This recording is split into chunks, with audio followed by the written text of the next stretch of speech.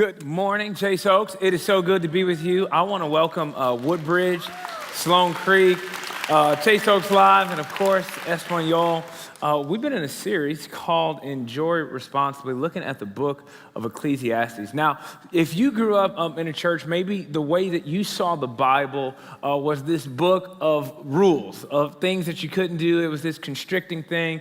But what I think you'll find when you study the book of Ecclesiastes is that you can actually have a really, really enjoyable life. Pastor Jeff kicked off the series last week, and I encourage you to go back and watch week 1 if you weren't able to attend or watch online last week. And this is how he summed up Ecclesiastes. Life stinks sometimes, and you should enjoy it anyways. And on some level or another, when you look at the author of Ecclesiastes, Solomon, he's got a lot of credibility, and I'm going to show you why. What you find in 2 Chronicles chapter 9, starting in verse 13, the Bible says, each year Solomon received about 25 tons of gold. This did not include the additional revenue he received from merchants and traders. All the kings of Arabia and the governors of the provinces also brought gold and silver to Solomon. This is a man that's being given 25 tons of gold per year. Now, for those of you that don't know how much gold is worth, I'm gonna do a little math for you, okay? We're gonna take you to math class just for a second, okay? Now, let's just do the math for a second. 1 ton of gold is worth about $42 million. It's just 1 ton. Now, if you do the 25 tons he was getting each year, he was getting about $1 billion worth of gold every year. This is not including his 9-to-5 job either, okay? This is just what's being gifted to him, okay? Then, if you do that over the course of 40 years, you're talking about $42 to $43 billion that he's given just in gold. If we could measure Solomon's net worth today, he'd be worth about $2.1 trillion. That's with a T, okay? Are there any trillionaires here today? Didn't think so. Now, that being said, the way I look at Ecclesiastes is it's the tweets and poems of a trillionaire, okay? Like if we could bring a trillionaire on the stage, this is the insight that he would give us. And one of the things that he says in chapter 4 of Ecclesiastes is this: 2 people are better off than one, for they can help each other succeed. If one person falls, the other can reach out and help. But someone who falls alone is in real trouble. Then the Bible says this: likewise, 2 people lying close together can keep each other warm. But how can one be warm alone? A person standing alone can be attacked and defeated, but 2 can stand back to back and conquer. 3 are even better, for a triple braided cord is not easily broken. Today, I'd like to speak to you on the subject of funeral rules. Funeral rules. Can we pray for a moment? Father, I thank you so much for each and every person under the sound of my voice. Lord, I pray that you would help us today to live with the end in mind. In Jesus' name I pray. Everybody said, I don't know about your friendship circles. I don't know who you grew up with, who you hang out with, but every now and then I will run into people that believe they are closer to me than I am to them. They might claim me as a really great friend, but I don't know that we're really that close. I don't know if you've ever gotten a gift from somebody and you didn't know that you were gift-giving friends, but now we're there, okay? So what I've done for you today is I've created a little bit of a list or levels, a tier system for you to define the relationship a little bit with some of your friends. And this is level 1. It's really easy. Facebook friends, okay? If we're at level 1, the only thing we have in common is the internet, okay? Like we're just friends online. That's it. We're not friends in real life. We're friends online. Level 2 is church friends. Not only do we have the internet in common, we have Jesus in common, okay? But we're only friends right now, okay? Like as soon as we pull out the parking lot and I see you in the streets, I don't know who you are. We're just church friends, okay? Now, level 3 is recreational friends, all right? Now we're kicking it up a notch. Not only can we worship together, not only do we have Amazon in common, but now we can play basketball together. But nothing's happening outside of the gym unless we get to level 4. Level 4 is coffee friends. Now we can have a little chat. We can go to Starbucks. How are you doing? We can actually talk, have some genuine conversation. Now, level 5, when you get to level 5, This is let's be in each other's weddings, friends. Now here's the deal. Sometimes you in somebody else's wedding. I've been in about 11 weddings, okay? So apparently I'm a good friend. Now here's the deal. Some of these people that I was in their wedding, it's like, I don't know that I would have you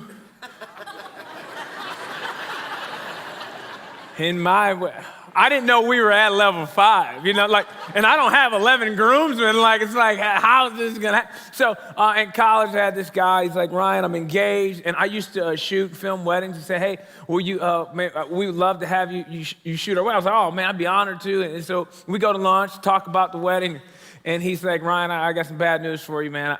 I'm not gonna have you shoot the wedding. I said, you know what, man, maybe you found somebody else better. No offense taken. I'd love to attend, man, that's great. He said, Ryan, the reason I don't want you to shoot the wedding is because I want you to be in the wedding. I said, I went from making money at this wedding to losing money at this wedding? How did this happen? How did we get to level 5? I thought we were like level 2 or 3. Like, when did we skip? Like, how did this happen? Now, level 6 is interesting. This just gets you something for your birthday, friends, okay? Like, now here's the deal. Somebody shows up at work and says, hey man, I got you something for your birthday. Now I have the pressure to even find out when your birthday is, okay? Now I gotta go up to level 1 of Facebook to find out when your birthday is to make sure that like things don't get awkward. You're just taking things to the next level without my permission, okay? Don't get me anything. Now, level 7 is bathroom friends. Now here's the deal. When you're using the bathroom, that's your business, okay? But people call you when you're using the bathroom, okay? Some people FaceTime you. Now, here's the deal. If I answer the call, okay, we are very, very close, okay? If you get ignored, we're never gonna get past level 6, okay? Now, level 8 is sweats friends. Now, we have people over to the house. What do? We clean up. But for your best friend, you don't clean up for them. Listen, my kid throws toys everywhere. That's called life, okay? Like, I'm not gonna clean up for you. I'm not gonna be washing dishes just because you stopped by, okay? We in our sweats. I don't have to dress up for you. You're not trying to put on makeup for this friend. These are your sweats friends. Now, some of you got a few of these friends, and some of you have a few level 9 family members. You might be sitting next to one of these people. These are your lone friends, okay? Let me borrow $500, I promise you. I'll give it back to you in about 30 days, okay? I got a check coming in the mail. Sure you do, buddy. Sure you do. Now, every person in the building needs a level 10 friend. Level 10 is jail friends. Now, here's the deal. If you murder somebody, you need a friend that says, where we burying the body, okay? Like, you need a buddy, okay? Ride or die, okay? I don't know if you're sitting next to a level 10 or a level 2 right now, but I just believe Solomon when he says, 2 people are better off than 1.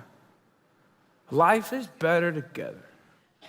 And I have a feeling that there's somebody in the building, somebody that's watching this message right now, and you've been doing life alone. And perhaps you've subscribed to the mentality, the philosophy that I don't need anybody. And it's okay for other people to need you. It's okay for you to lend a helping hand, but it's not okay for you to receive a helping hand. Somehow you've derived this idea in your mind that whenever you receive a helping hand, that somehow makes you look bad. And I don't want to be a person that looks like I'm in need of help. Now, have you ever asked somebody if you could pray for them and they're like, no, I don't need any prayer? You're like, you don't need any prayer? Wow, life must be amazing for you, Jesus. What do you mean? As if needing prayer is a sign of weakness. Is it? No. Well, if I need prayer, pray for me right now. I mean, could you imagine if we were people that just were willing to say, I need you. I have a feeling that maybe there's some marriages that are on the rocks just because one person in the marriage can't say these words, I need you. Because it somehow makes you feel inferior. Makes you put you in a position of humility. But I agree with the trillionaire. 2 is better than 1. He even takes it to another level. He says, man, and if you can find 3, whew, now you're doing really well. I mean, I wonder how many people in this room can honestly say they have 3 really great friends. 3. I wonder how many people in this room could go, there are 3 people in this world that I can count on. I mean, how much of that is on the outside world, and how much of that is on us. I love what Solomon wrote in Proverbs. He says, a friend loves at all times, and a brother is born for adversity. What would you do if I told you that the person on your right, person on your left, was born to help you get through a storm? Was born to help you get through adversity. Solomon also said this in Proverbs chapter 20. He says, many will say they are loyal friends, but who can find one who is truly reliable? I mean, truly reliable. One of the curses that we all end up with is that when people let us down, we stop trusting anybody. It's like we make a whole world pay for a couple of people's inconsistencies and mistakes. Is that any way to live? Is that any way to really enjoy our lives? By keeping everybody at a distance, giving anybody the Heisman that wants to get close to you? Can you imagine what life would look like if we were just a little bit more vulnerable to say, you know what, people have broken my trust in the past, and if you're honest, you've broken other people's trust as well. There's not a whole lot that you can do about the outside friendships of how people treat you, but there's a whole lot you can do about how you treat other people. And so when you look at this verse, the only thing you can do is not go, yeah, it's really hard to find somebody reliable. The thing that you can do is go, am I reliable? Can people in my world count on me? Can my parents count on me? Can my kids count on me? Can my coworkers count on me? Can my colleagues count on me? Can my teammates count on me? Am I a reliable person? Have I shown up for people in my world? Am I really there?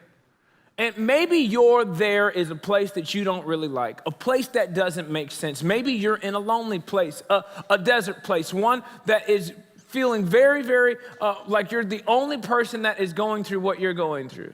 I just want to let you know that you're not alone, but you might find yourself in a place that does not make sense. And you might not rank on a scale of 1 to 10, a level 10 of happiness at your there. You might be working at a job right now that you go, you wish you weren't there and you wish you were somewhere else. And while it would be great for God to move you from point A to point B, He hasn't yet. You're still at point A.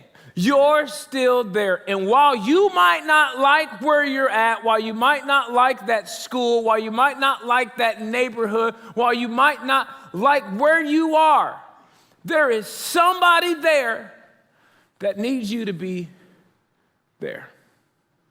You might be working at a school as a teacher, and I just salute every single one of you because you got a tough job. You do.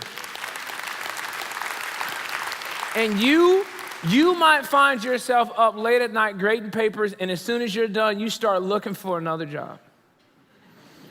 You're like, I'm done. I can't. Can I just be honest with you for a second? There is a student going through more than what you're going through right now, and they need you to be there. So will you be there? I encourage you not to give up and be the teacher that rises up there for a student that's tough to teach. Be the mom that is just there. Be the dad that rises there. Be the coworker that shows up there. Be the brother that shows up there. Be the teammate that shows up there, and just be reliable. Because here's what I want you to know, is that getting new friends today is very difficult. I know we hear that in church, you got to choose your friends wisely. And you're like, I don't really get to choose my friends. Is there a store for this, And you hear, your friends are like elevators. They can take you up, they can take you down. I mean, on some level, you're like, where am I supposed to find these friends? Amazon Prime does not send friends. And we wish they did. And we wish that they could show up in the nick of time and be there for us, and trying to find these new people is very, very difficult in your 40s. It's very, very difficult to even do when you're a middle school student. It's not easy for anybody. So what can we control? We can control the type of friend that we are. And becoming a new friend is simply a decision of being intentional with the friends you already have. So whether you've got good friends, bad friends, great friends, level 10 friends, or level 2 friends, I want you to know today, you get to decide the type of friend you want to be. I love this verse in Ecclesiastes chapter 5, starting in verse 10. It said, those who love money will never have enough. How meaningless to think that wealth brings true happiness. The more you have, the more people you have to help you spend it, of course. So what good is wealth except perhaps to watch it slip through your fingers? He's trying to point us to true happiness. And then he says this in verse 18, even so, I have noticed one thing. This is what the trillionaire has noticed. At least that is good. It is good for people to eat, drink, and enjoy their work under the sun during the short life God has given them, and to accept their lot in life. I get to fly a lot, and I love flying, and I love especially flying over sort of middle America because all you see is a bunch of squares. And I just think sometimes it's like God's given us all a little lot to take care of, and there's so many people that find themselves never getting to a place where they can accept their lot, that they can accept the hand that they've been dealt. They're so frustrated looking at somebody else's lot that they never got to a place to really enjoy theirs. Busy looking at other people's lots going, man, well, God, you gave them that lot. How come I couldn't get that one? It's like, no, I gave you that one. Sometimes life stinks and you should enjoy it anyways. And that's a decision that you get to make. And I love what else Solomon says. He says, in this short life is short, people. Tomorrow's not promised. In light of that, I want to talk to you about funeral rules. Now, for you to have funeral rules, you have to live with the end in mind. And that's this idea. When it's all said and done, what's going to be the story of your life? When it's all said and done, what's going to be the story of your life? And here's how the funeral rules work. Who do you want on the first two rows at your funeral? Okay, just think about this for a second. My father passed away a couple years ago, and on the first two rows were his family, his best friends, the people that were closest to him. And you got to ask yourself, all right, man, like who's on my VIP list at my memorial service? Okay, like who gets to sit in the front? And whoever those people are, here's the funeral rule. Make sure that those people get the most of your attention, time, and energy because they matter the most. The people that you want to sit on the first two rows of your funeral, make sure they get the best possible you. And here's why. Because they're going to get to talk at your funeral. They're the ones that are going to get to give a speech, one by one. Might be 10 of them, might be 3 of them. But you've got to ask yourself this question. What do you want them to say? And here's my hope and prayer for every single person under the sound of my voice, is that at your memorial service, at your funeral, that the people you love the most don't have to step on the stage and tell a lie. You don't want your kids to get up there like, Dad was he's a good guy. You don't want your friends getting up there going, they were really kind. Yeah, real encouraging. No one at your memorial service should be telling a story based on a true story. Just let it be true. In light of what you want them to say, you need to make adjustments right now based off of the story you want them to tell when it's all said and done.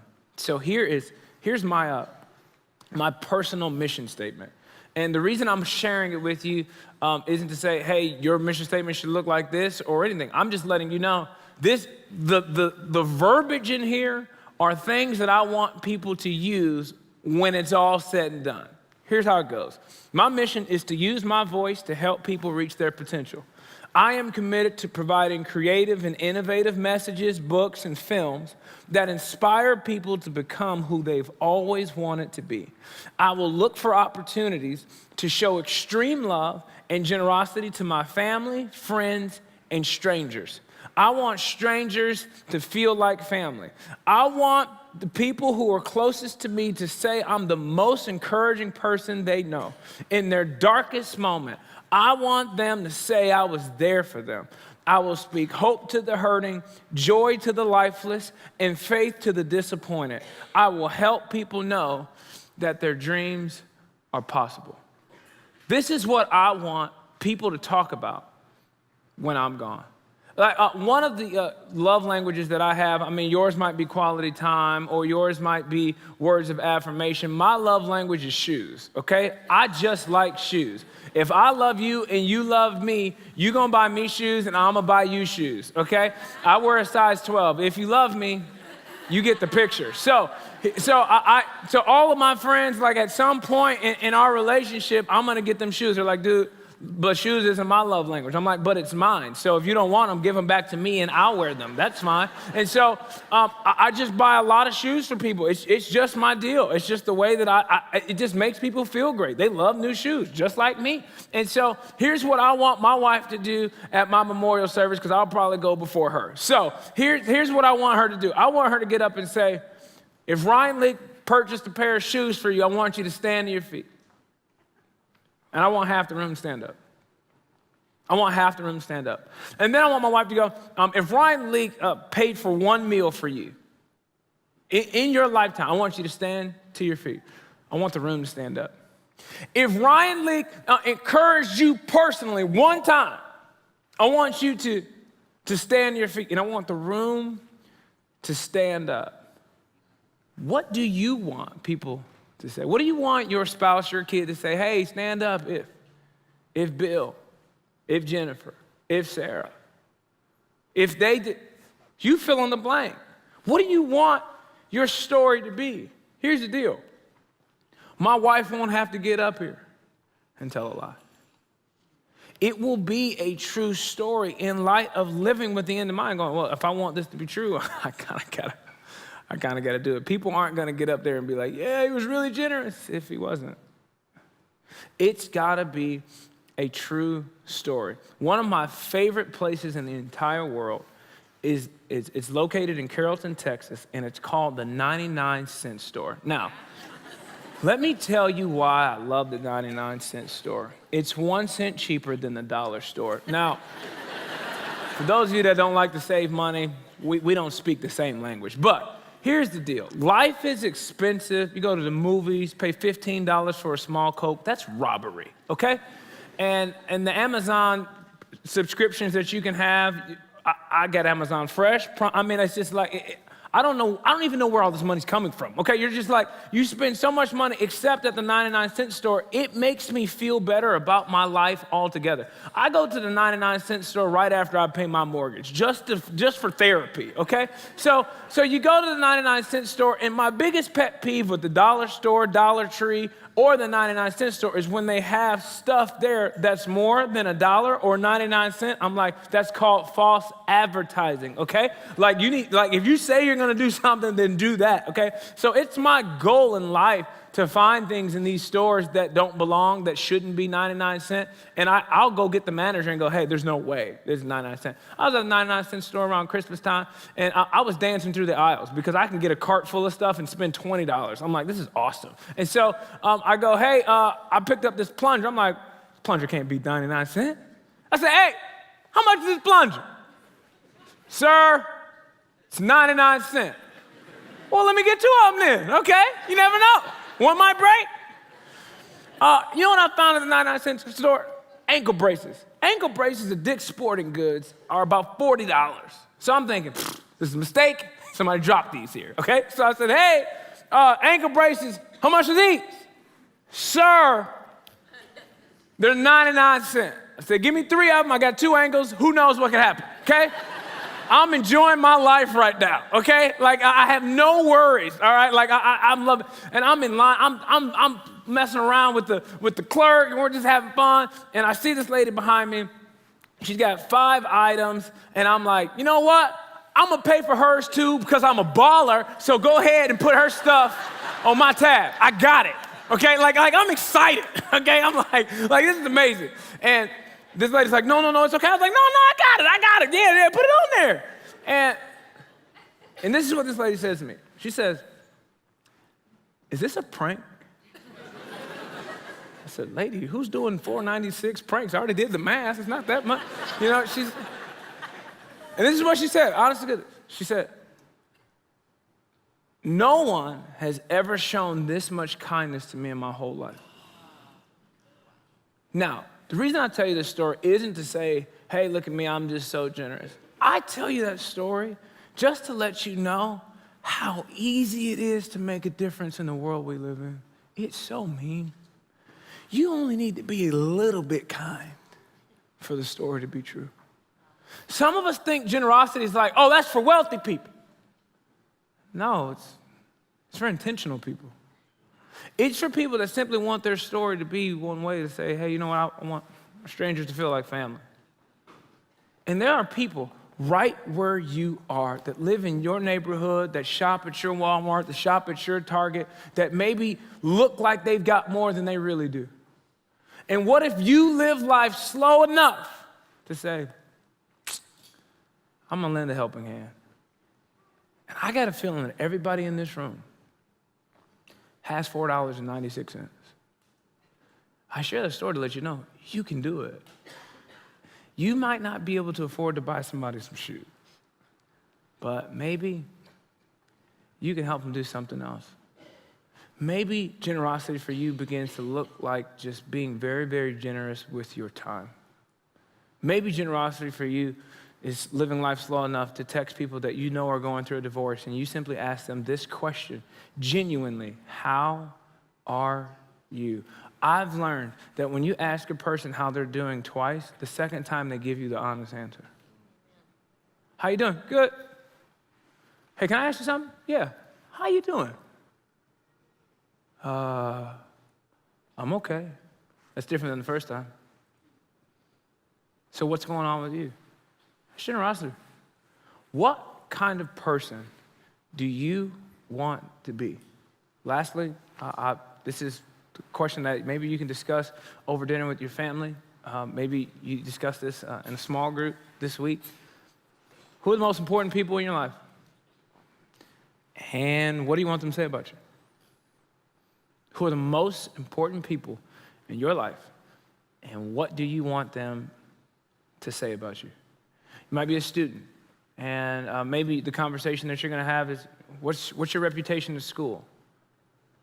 And you might have an answer, and then I would ask you a second question. Well, what do you want your reputation to be? And if there's a gap between what people will say about you and what you want them to say about you, live your life to close the gap. Say, in light of what I want my reputation to be, here are the adjustments that I need to make. Because I want to live my life with the end in mind. Because I've got a lot. And maybe my lot is at the 99-cent store. And maybe your lot is at the mall. You've got a lot. And it's a short life. And I think you should enjoy it. And I think you should enjoy it responsibly. And I think when we live our lives, not based on a true story, but that when people get up to talk about us while we're alive or when we're gone, my open prayer for each and every person under the sound of my voice is that it would be indeed a true story. Father, I thank you so much for this amazing church. I pray, God, that you would help us live with the end in mind. I pray, God, that you would show us who are the most important people in our world. And I pray, God, that we would live lives that are true, not trying to put on a show, but trying to enjoy our lives and take care of our lot as best that we can. I pray, God, that we would truly know that two are better than one, that we don't have to do life alone, and that we indeed need one another. In Jesus' name I pray. Everybody said? Amen. Amen.